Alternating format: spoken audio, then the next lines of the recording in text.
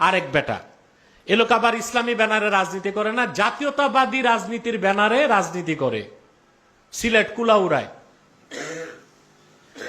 এটা বলছে হিন্দুদেরকে যে আপনাদের উলুধ্বনি আমাদের আজানের মতো। আচ্ছা, এই কথাটা বলার পরে ওই এমপির ইমান আছে?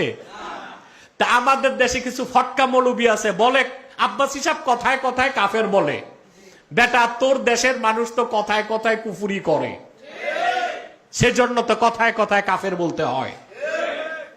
হাজার হাজার হক্কানি আলেম, মুহাদ্দিস, মুফাসসির, আল্লাহওয়ালা বুজুর্গ মানুষ মাদ্রাসায়, খানকায়, মসজিদে, ময়দানে খ্যাতমত করে যাচ্ছে। এই 2-4-10টা স্কলার নামের স্ক্রু ড্রাইভার না থাকলে বাঙালি মুসলমানের কোনো ক্ষতি নাই। আমরা না থাকলে, আমি না থাকলে কি হবে? মুসলমান কিচ্ছু হবে না। মুসলমানের উপকারে আল্লাহ দিনের খাদেম এমন রাখবেনি, ঠিক না? আমাদের কাজ হচ্ছে ট্রান্সপারেন্সি এবং জাস্টিস, স্বচ্ছতা এবং ন্যায় বিচারের সাথে কথা বলা, কাজ করা।